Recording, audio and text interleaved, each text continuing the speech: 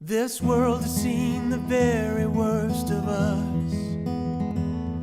Sometimes I think her tears might never end. With all the hunger, poverty, and pain, some people say this world is at an end. But I will try to listen to my heart, no matter what they think or what they say. I won't be afraid to do my part and help the sun to shine for one more day. So I keep walking on with a vision and this song, as the goodness in this world drifts out of sight. But I keep my smile, everything will be alright once my lucky ladybug takes flight. Once my lucky ladybug takes flight. It made me happy to see children of today taking such an interest into what's going on in the world. I think it's a wonderful thing that she's done. You know what, Hannah? I'd like to keep one of these and continue to do your good work, okay? We're coming from a Christmas manicure. We just had lots of fun together. And we were in the car, and we were driving down a back lane. And she was admiring her sparkly nails. We were singing Christmas carols, and we were sort of at the end of the lane, 5 feet away from us as we were driving, was a man eating out of a garbage can. And he was voraciously eating, and it was something that you couldn't miss because it was right there. I was literally driving in his direction. And we both stopped singing, and we both looked at him, and he looked up at us, and he went right back. And Hannah said, "Mommy, what is he doing? Why is he doing it?" I didn't know that there was homeless people. So I was really shocked and said that there's something not right here. I mean, I thought everyone should have a home. And it was horrible. It was horrible to see. And I didn't know what to say. And it was something that I never thought I would share with a child that was 5. And so I couldn't think of anything profound to say. And so I just said, you know, Hannah, he's down on his luck. He has nowhere to live and nowhere to eat, and he does that because he's hungry and he has to. I thought of that man almost every night. I worried about him almost for a year. And then I finally just had to do something about it. I just couldn't stop. I just had to stop being sad. We tried to sort of, you know, have it not be something that she would worry about. And then when she started at her school, there was a lady that was right outside the gates of her school, and it was sort of in a poor part of the city, and you know, everything she had pretty much was in this grocery cart, and she was there a lot panhandling. She said, "Mommy, I know you can't stop when I'm with you, but can you give her some money? Can you do something for her?" And she would ask a lot. And so it seemed after, you know, now that this woman was outside the school gates, that this was something that she was going to be reminded of again. And then finally one night when she went to go to bed, I just said to her, you know, Hannah, sometimes when you worry about something, if you think of a little something that you can do to help it, maybe you won't worry so much anymore. And it was like a light went on for her. She went to bed, and a couple of days later, she said, "Mommy, I know what I'm going to do." Hannah came to me one day and said, "Mrs. Hildebrand, could we have a lunch meeting? There's something very important I want to talk to you about." We went to the teacher's lounge. I talked to my teachers. She had grandiose ideas of raising money and building a shelter. They said it was great, absolutely wonderful. We do have shelters around the city that care for the homeless, and could we do something to perhaps help the ones that are already there? They gave me some of their ideas, and it turned into one humongous big idea. We collected baby food jars full of money. We We solicited the students and the parents and the staff to contribute money and clothes and blankets and cans of coffee, because the homeless shelters have like 3,000 cups of coffee that they serve each day, so we thought we could help in that way. And gathered up all this stuff to give to the homeless mission, and that was the start of it.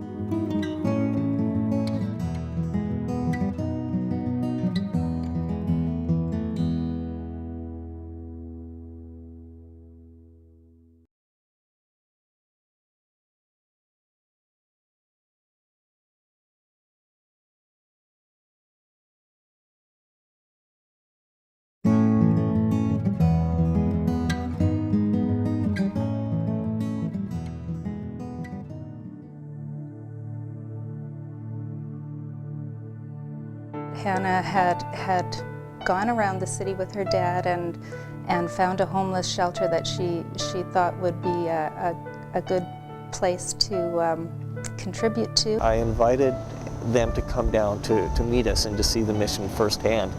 So as a result, that night, Hannah's dad, Bruce, brought Hannah down, and that was our initial meeting. Now this area that we have right here, this is where everybody eats. 6 people can eat here.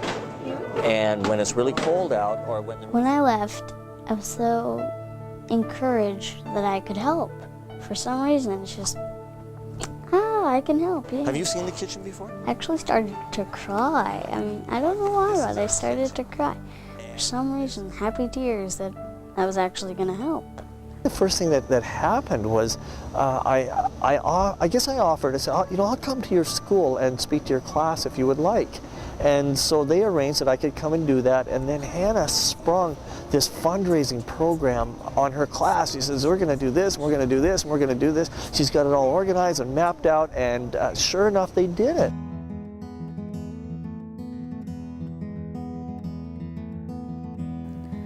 Hannah's Ladybug Project really has gone past the point of just being about some ladybug jars. And that's a wonderful thing. There's a lot of people now out there who are perhaps seeing homelessness or thinking about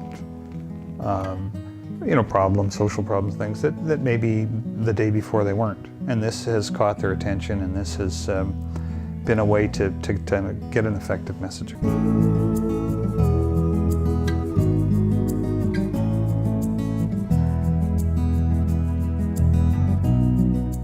They're listening to you, and they're not going to care if you make a mistake. They're not looking at the page, so it doesn't really matter. You just want to get your message out. She spoke at her sister's school, and a few of the girls took jars that were very supportive. But one of the children that took the jars happens to be the editor of the Winnipeg Free Press's stepdaughter, and that's how Gordon Sinclair found out about Hannah. I've written this column, this general interest column, for over 20 years, and I've done lots of very inspiring stories and human interest stories about people. This is by far the most inspiring of them all. It brought me to tears at times, and it truly put a smile on my face, and it did to me what it does to so many others. It just inspires you. The support for Hannah has been phenomenal, but I don't want Hannah to be a political trophy where to some degree she is, exploited because of her courage and her passion and her compassion, that the people that are now applauding Hannah lose sight of the fact of the people that she's passionate about, that are real, broken, wounded people, that for the most part, politicians wouldn't phone or give very little consideration to. And yet they're the ones that Hannah's really trying to help.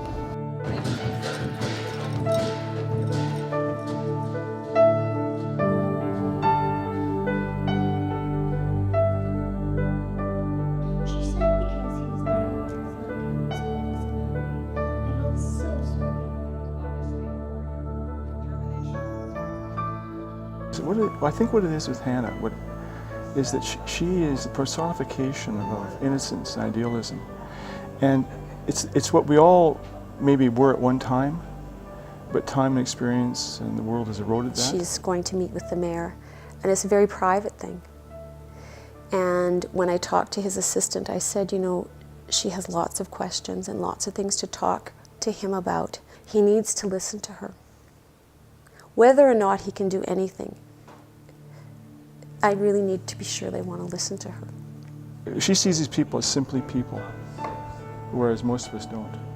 It's all about the cause. It's not about her. It's not about anything else but the homeless. Someone gave me a ladybug jar actually on full, and I have no idea why, but And she said to me, you know, Mom, how come someone didn't fill this? And I said, you know, Hannah, sometimes there will be people who don't believe in what you believe in, and that's just life. And she said to me, you mean, Mom, there are people that don't believe that we should all care about each other and share a little of what we have? And I had to say, yeah. Oh, it didn't really hurt my feelings. I was just a bit confused. You know, there are lots of big hearts out there that are just waiting for a way to express themselves and to get involved and to help out.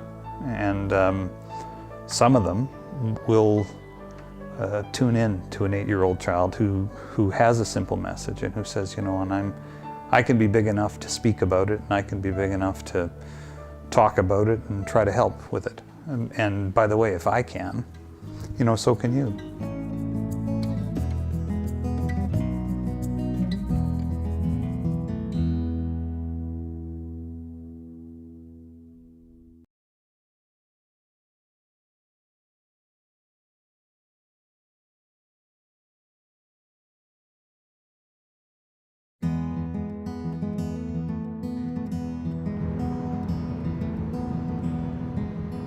This morning we have an appointment at the Children's Variety Cart Center. 4 weeks ago, Hannah, well, first of all, she was born with a flow murmur and it never really manifested itself into anything. But 4 weeks ago, she started to get quite sick, and we ended up in Children's Emergency, and they then referred us over here, and they did an echocardiogram and found a hole.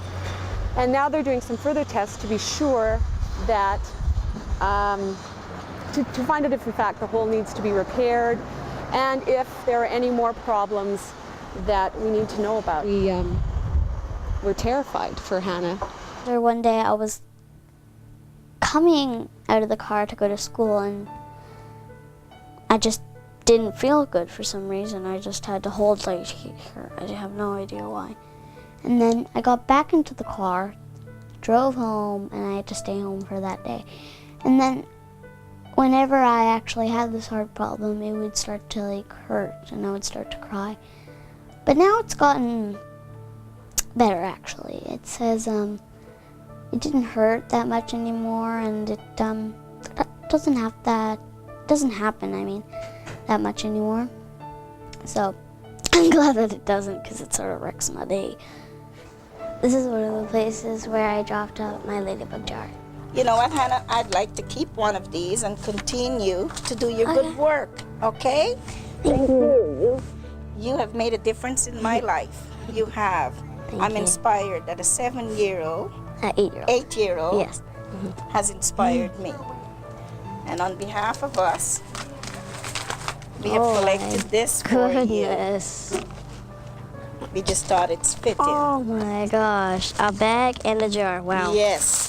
And Would you like to keep the jar? And we're going to keep this because we'll continue to do this on your behalf. Do you remember bringing this in at Christmas time? And what was in it?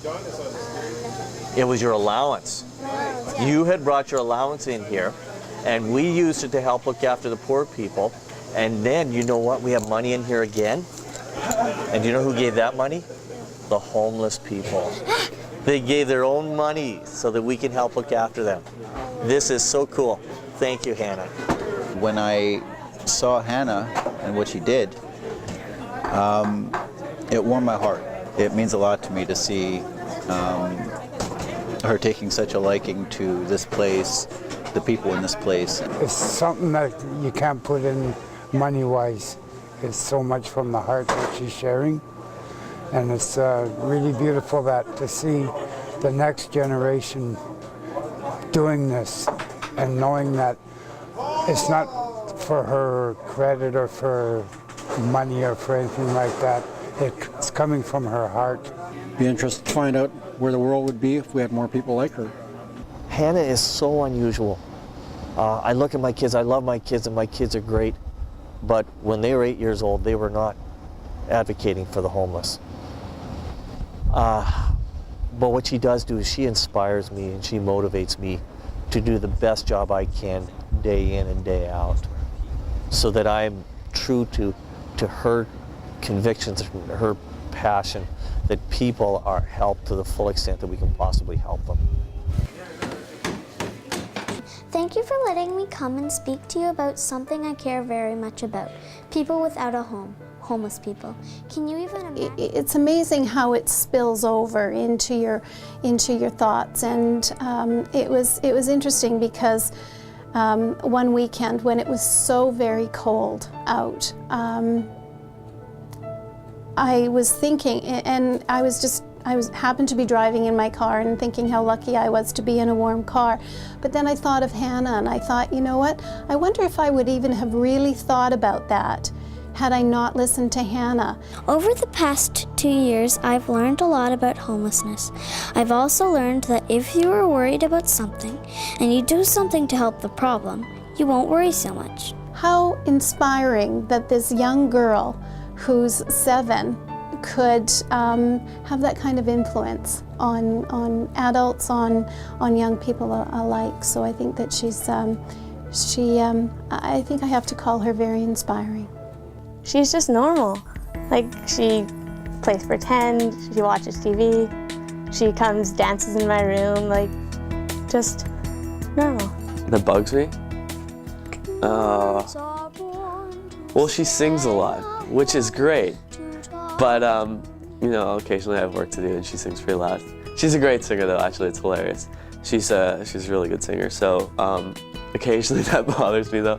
It's not a big deal. I love drawing. I love bugs, but except for spiders. I like school because you get to learn stuff, and sometimes you learn them in really, really neat ways, like going on a field trip or staying here doing an experiment or projects. She is so busy. She loves her horses. She English rides, and she loves to go to the barns. Just so regular. She's just so busy. She can't do a forward roll. It drives her absolutely crazy that she can't do a somersault, so don't ask her about that. Actually, that's a great little story because she was asked by someone if she was afraid of speaking in public and talking to all these people, and she, just looked up and smiled and said, I'm not afraid of speaking to people, and I'm not afraid of doing speeches. She said, but I am afraid of doing a forward roll. And I think that puts all of this into perspective. My message is that you can help these people. If you're big, if you're small, even if you're from a different country, you can help them. You can make a difference. That's my message. I don't worry so much anymore because I know I can help, and so can you. This year, I plan to teach as many people as possible about the needs of homeless people and ask for their help. Together we can help. We all have so much. We just need to share. 3 years ago, I think I have to say also, I can certainly say, we never thought about homelessness. We never thought about the weather. We never thought, somehow we thought it was taken care of. We just never thought about it. And once, and Hannah's forced us to think about it. I was in Toronto the other day, and it was cold outside, and we passed a number of people who were homeless and who were asking for help. And I used to walk by them, and I don't anymore. I stopped for each one. And my daughter taught me that. Maybe all my dreams are quite naive. Maybe I'm a fool because I tried. like a child to keep on hoping and believe there will be a ladybug in flight. So I keep walking on with a vision and this song as the goodness in this world drifts out of sight. But I keep my smile, everything will be alright once my lucky ladybug takes flight. Once my lucky ladybug